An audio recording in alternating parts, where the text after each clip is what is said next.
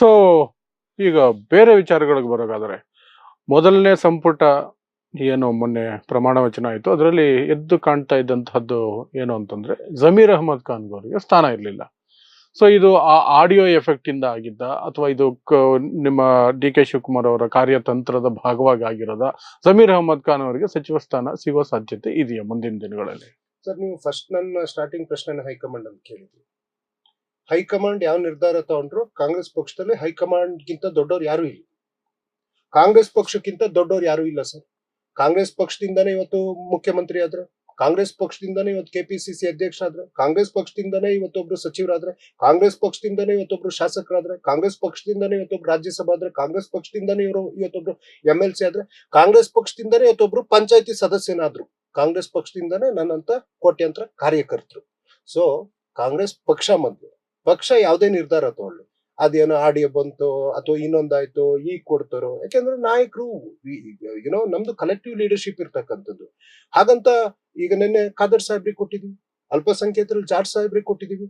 ಒಟ್ಟು OBC ನಾವು ಎಷ್ಟು 7-8 ಕೊಟ್ಟಿದೀವಿ ನಾವು. ಒಟ್ಟು ದಲಿತರು ಮತ್ತೆ OBC ಹಿಂದುಳಿದ ವರ್ಗ ಎಲ್ಲ ಸೇರಿ ಇದು ಲೆಫ್ಟ್ ಕಮ್ಯುನಿಟಿಗೆ ಮುನಿಯಪ್ಪ ಸಾಹೇಬ್ರಿಗೆ ಕೊಟ್ಟಿದ್ವಿ, ರೈಟ್ ಕಮ್ಯುನಿಟಿಗೆ ಪರಮೇಶ್ವರ್ ಸಾಹೇಬ್ರಿಗೆ ಕೊಟ್ಟಿದ್ವಿ, ಮತ್ತೆ ಅವರು ಉಪಮುಖ್ಯಮಂತ್ರಿ ಆಗಿದ್ದಾರೆ ಇವತ್ತು ರಾಜ್ಯದ್ದು.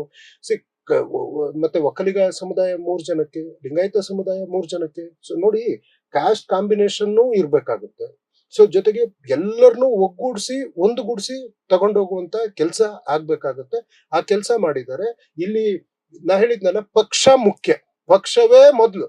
ಪಕ್ಷ ಆದ್ಮೇಲೆನೆ ನೀವು ಯಾವುದೇ ಹೆಸರುಗಳನ್ನ, ಯಾರ ಹೆಸರುಗಳನ್ನ ತಗೊಂಡ್ರು ಪಕ್ಷಕ್ಕಿಂತ ದೊಡ್ಡವರು ಯಾರು ಇಲ್ಲ. ಪಕ್ಷ ಯಾವ ನಿರ್ಧಾರ ತಗೊಳ್ತಾರೆ ಅವ್ರು ತಗೊಬಹುದು ಅಥವಾ ತಗೊಳ್ದೇನೆ ಇರ್ಬೋದು, ಪಕ್ಷದ ನಿರ್ಧಾರ.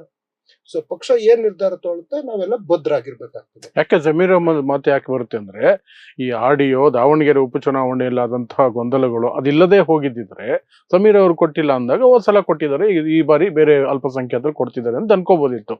ಬಟ್ ಆ 2 ಘಟನೆಗಳಿರೋದ್ರಿಂದ ಆಡಿಯೋ ಒಂದು ಮತ್ತೆ ಆ ಆಡಿಯೋಗೆ ಸಂಬಂಧಪಟ್ಟಿದ್ದೇ ಉಪಚುನಾವಣೆಗಳಲ್ಲಿ ಆದಂತಹ ಒಂದು ಗೊಂದಲ ಕಾಂಗ್ರೆಸ್ ಪಕ್ಷದಲ್ಲಿ. ಅದ್ರ ವಿರುದ್ಧ ಒಂದಷ್ಟು ಜನಕ್ಕೆ ನೀವು ಉಚ್ಚಾಟನೆಯನ್ನು ಮಾಡಿದಿರಿ, ಒಂದಷ್ಟು ಜನರ ಮೇಲೆ ಇದು ಒಂದಷ್ಟು ಇದು ಆಗಿದೆ, ಕ್ರಮನೂ ಆಗಿದೆ. ಆ ಹಿನ್ನೆಲೆಯಲ್ಲಿ ಕೇಳ್ತಿರೋದು, ಯಾಕೆಂದ್ರೆ ಇವತ್ತಿಗೆ ನೀವು ಕಾಂಗ್ರೆಸ್ ಪಕ್ಷದ ಇದನ್ನ ನೋಡಿದಾಗ ಅಲ್ಪಸಂಖ್ಯಾತರಲ್ಲಿ, ಅದರಲ್ಲೂ ಮುಸ್ಲಿಂ ಸಮುದಾಯದಿಂದ ಅತ್ಯಂತ ಪಾಪ್ಯುಲರ್ ಲೀಡರ್ ಅಂತ ಜಮೀರ್ ಅಹಮದ್ ಖಾನ್ ನೋಡ್ತಾರೆ. ಅಂತಹ ಲೀಡರ್ಗೆ ಒಬ್ರಿಗೆ ನೀವು ಸಚಿವ ಸ್ಥಾನ ಕೊಟ್ಟಿಲ್ಲ ಅಂದಾಗ ಆ ಸಮುದಾಯ ಸಿಟ್ಟು ಮಾಡ್ಕೊಳ್ಳೋದು, ಅಸಮಾಧಾನ ಆಗೋದು ಇದ್ದೇ ಇರುತ್ತೆ. ಸರ್ ನೋಡಿ ಇದೆ. ಈಗ ರಹೀಂ ಖಾನ್ ಅನ್ನೋರು ಒಬ್ರು ಇದ್ರಲ್ವಾ, ಅವ್ರು ನಿನ್ನೆ ಮಂತ್ರಿ ಆಗಿದ್ದಾರೆ. ತಂಗಡಗಿ ಅನ್ನೋರು ನಮ್ಮ ಪಕ್ಷದಲ್ಲಿ ಮಂತ್ರಿ ಆಗಿದ್ರಲ್ವಾ, ಅವ್ರು ನಿನ್ನೆ ಮಂತ್ರಿ ಆಗಿದ್ದಾರೆ. ಸಂತೋಷ್ ಲಾಡ್ ಅವರು ನಮ್ಮ ಪಕ್ಷದಲ್ಲಿ ಮಂತ್ರಿ ಆಗಿದ್ರಲ್ವಾ, ಅವ್ರು ಇವತ್ತು ಮಂತ್ರಿ ಆಗಿದ್ದಾರೆ. ಅಥವಾ ಮಹದೇವಪ್ಪ ಸಾಹೇಬರು ನಮ್ಮ ಪಕ್ಷದಲ್ಲಿ ಮಂತ್ರಿ ಆಗಿದ್ರಲ್ವಾ. ನಾ ಹೇಳುವಂಥದ್ದು, ಯಾಕೆ ಈ ಚರ್ಚೆಗಳು ಬರಲ್ಲ? ಯಾಕೆ ಒಬ್ಬ ವ್ಯಕ್ತಿಯನ್ನೇ ಇಲ್ಲಿ ನೋಡಿ, ಪಕ್ಷ ಯಾವತ್ತೂ ಒಬ್ಬ ವ್ಯಕ್ತಿಯನ್ನ ವೈಭವೀಕರಿಸುವುದಿಲ್ಲ. ಪಕ್ಷ ಅನೇಕ ಬಾರಿ ಹಲವು ನಿರ್ಧಾರಗಳನ್ನ ತಗೊಂಡಾಗ ಪಕ್ಷಕ್ಕಿಂತ ದೊಡ್ಡವ್ರು ಯಾರೂ ಇಲ್ಲ. ಸೊ ಹಾಗಾಗಿ ಇದು ಹಾಗಾಯ್ತು ಹೀಗಾಯ್ತು. ಸರ್, ನಾನೊಬ್ಬ ಸಾಮಾನ್ಯ ಕಾರ್ಯಕರ್ತ ಸರ್. ದೆಹಲಿ ನಾವು ದೆಹಲಿ ಫ್ಲೈಟ್ ಹತ್ತೋದೇ ಬಹಳ ಕಷ್ಟ ಸರ್. ನಾವು ಅಷ್ಟು ದೂರಕ್ಕೆಲ್ಲ ಹೋಗೋದೇ ಇಲ್ಲ ಸರ್. ಅಲ್ಲಿ ಏನ್ ಚರ್ಚೆ ಆಗ್ತದೆ ಅಂತ ನೀವು ಇಲ್ಲಿ ನಿಮ್ಮ ಸ್ಟುಡಿಯೋದಲ್ಲಿ ನನ್ನ ಕೋರ್ಸ್ ಕೇಳಿದ್ರೆ ನನ್ನಿಂದ ಅದಕ್ಕೆ ಉತ್ತರ ಬರೋದಕ್ಕೆ ಸಾಧ್ಯ ಇಲ್ಲ. ಬಟ್ ಪಾರ್ಟಿ ಯಾವುದೇ, ಜಮೀರ್ ಅಹಮದ್ ಖಾನ್ ಸಾಹೇಬ್ರು ಸಮೇತ ಪಕ್ಷ ಏನ್ ನಿರ್ಧಾರ ತಗೊಳ್ತದೆ ಅದಕ್ಕೆ ಅವರು ಸಹ ಬದ್ಧರಾಗಿರ್ತಾರೆ. ಪಾರ್ಟಿಗಿಂತ ದೊಡ್ಡವ್ರು ಯಾರೂ ಇಲ್ಲ. ಮತ್ತೆ ಒಂದು ಸಮುದಾಯ ಅಂತಂದ್ರೆ ಒಬ್ಬ ವ್ಯಕ್ತಿಯಿಂದ ಒಂದು ಸಮುದಾಯ ಅಲ್ಲ, ಒಬ್ಬ ವ್ಯಕ್ತಿಯಿಂದ ಒಂದು ಜಾತಿ ಅಲ್ಲ. ಎಲ್ಲರೂ ಸೇರಿದರೆ ಅದನ್ನ ಸಮುದಾಯ ಅನ್ನುವಂಥದ್ದು, ಎಲ್ಲಾ ಸೇರಿದ್ರೆ ಅದೊಂದು ಜಾತಿ ಅನ್ನುವಂಥದ್ದು, ಎಲ್ಲರೂ ಸೇರಿದ್ಮೇಲೆನೆ ಅದೊಂದು ಧರ್ಮ ಅನ್ನುವಂಥದ್ದು. ಧರ್ಮಕ್ಕಿಂತ ಮೀರಿದವ್ರು ಯಾರಾದ್ರೂ ಇದಾರ ಅಥವಾ ಜಾತಿಗಿಂತ ಮೀರಿದವ್ರು ಯಾರಾದ್ರೂ ಇದಾರ? ಎಲ್ಲರೂ ಆ ಒಂದು ನೋಡಿ, ಪಕ್ಷ ಅಂದ್ರೂ ಹಾಗೆ ಬರುತ್ತೆ, ಧರ್ಮ ಅಂದ್ರೂ ಹಾಗೆ ಬರುತ್ತೆ, ಜಾತಿ ಅಂದ್ರೂ ಹಾಗೆ ಬರುತ್ತೆ. ಅದ್ರ ಶೆಲ್ಟರ್ಲೆ ನಾವೆಲ್ಲ ಇರ್ತಕ್ಕಂಥದ್ದು.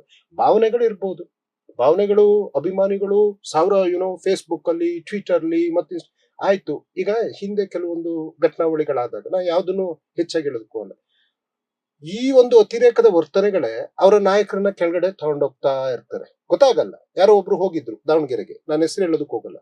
ಸೊ ಅವರು ಹಿಂದಿ ಭಾಷೆಯಲ್ಲಿ ಯಾವ್ಯಾವ ಮಾತುಗಳನ್ನೆಲ್ಲ ಆಡ್ತಾ ಹೋದ್ರು. ನೋಡಿ, ಪ್ರತಿಯೊಂದು ಸ್ವಲ್ಪ ತಾಳ್ಮೆ ಅನ್ನುವಂಥದ್ದು ಮುಖ್ಯ. ಸೋಷಿಯಲ್ ಮೀಡಿಯಾ ಟೈಪಿಂಗ್ ಬರುತ್ತೆ ಅಂತಂದ್ರೆ ಇವತ್ತು ಜ್ಞಾನಪೀಠ ಅವಾರ್ಡ್ ತಾಳೋದಕ್ಕೂ ಹೆಚ್ಚಿನ ಬುದ್ಧಿವಂತರು ಇವತ್ತು ಟೈಪ್ ಮಾಡ್ತಾ ಕೂರ್ತಾರೆ. ಈಗ ಉದಾಹರಣೆ, DK ಸಾಹೇಬ್ರು ಮುಖ್ಯಮಂತ್ರಿಯ ರೇಸ್ ನಲ್ಲಿ ಇದ್ರಲ್ವಾ, ಅವರೇ ಮುಖ್ಯಮಂತ್ರಿ ಆಗ್ತಾರೆ ಅನ್ನುವಂತ ಒಂದು ಕಲ್ಪನೆ ಅದ್ರಲ್ಲೂ ಹಳೆ ಮೈಸೂರು ಭಾಗದಲ್ಲಿ ಅವರೇ ಖುದ್ದಾಗಿ ಹೇಳಿದ್ರು ಎಲೆಕ್ಷನ್ ಟೈಮ್ ಅಲ್ಲಿ ಅದೊಂದು ಸ್ಟ್ರಾಟಜಿನೂ ಇರ್ಬೋದು, ನನಗೆ ಪೆನ್ನು ಪೇಪರ್ ಕೊಡಿ ಅನ್ನುವಂತ ವಿಚಾರ ಮತ್ತಿನ್ನೊಂದೆಲ್ಲ. ಆದ್ರೆ ನೀವೆಲ್ಲಾದ್ರೂ ಒಂದು ಸ್ಟ್ರೈಕು ಮತ್ತಿನ್ನೊಂದು ನೋಡಿ, ಅದು ಅಭಿಮಾನಿಗಳ ಪ್ರಬುದ್ಧತೆ.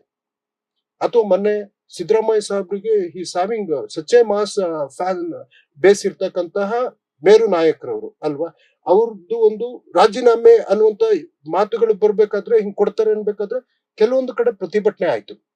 ಮಾನ್ಯ ಶ್ರೀ ಸಿದ್ದರಾಮಯ್ಯನವರು ಅವತ್ತು ಪ್ರೆಸ್ ಮೀಟ್ ಆದ್ಮೇಲೆ, ಆ ಒಂದು ಭಾವನಾತ್ಮಕ ಸನ್ನಿವೇಶ ಆದ್ಮೇಲೆ ನೀವ್ ಎಲ್ಲಾದ್ರೂ ಒಂದು, ಯಾಕೆಂತಂದ್ರೆ ಎಲ್ಲರಿಗೂ ಒಂದು ಸಾರ್ಥಕ ಭಾವನೆ ಬರ್ತಾ ಹೋಯ್ತು. ಆ ಒಂದು ಅಭಿಮಾನಿಗಳ ಪ್ರಬುದ್ಧತೆ ನೋಡಿ, ಅಂದು ಡಿ ಕೆ ಶಿವಕುಮಾರ್ ಅವರ ಅಭಿಮಾನಿಗಳಾಗಿರ್ಬೋದು ಅಥವಾ ಇವತ್ತು ಸಿದ್ದರಾಮಯ್ಯ ಸಾಹೇಬ್ರ ಅಭಿಮಾನಿಗಳಾಗಿರ್ಬೋದು, ಅಭಿಮಾನ ಅನ್ನುವಂಥದ್ದು ಅದು ಪಕ್ಷದ ಮೀರಿದ್ದಿರುತ್ತೆ. ನಾನು ಇವ್ರು ಮಾಡುವಂಥದ್ದು ತಪ್ಪು ಅಂತ ನಾನು ಹೇಳಲ್ಲ. ಆದ್ರೆ ಅಲ್ಲಿ ನಮ್ಮಲ್ಲಿ ಸ್ವಲ್ಪ ತಾಳ್ಮೆಯಿಂದ ಇಟ್ಕೊಂಡ್ರೆ ಶುಭಗಳಿಗೆ ಬರೋದಕ್ಕೆ ಕಾಯ್ಬೇಕಲ್ವಾ. ಆ ಶುಭಗಳಿಗೆ ಯಾವತ್ತೂ ಬರ್ಬೋದು, ಯಾರಿಗ್ ಬೇಕಿರೂ ಬರ್ಬೋದು. ಸೊ ಈ ವಿಚಾರದಲ್ಲಿ ನಾ ಹೆಚ್ಚಿಂದೇನು ಹೇಳಲಿಕ್ಕೆ ಹೋಗುದಿಲ್ಲ sir. This is the clear answer to you sir. Okay.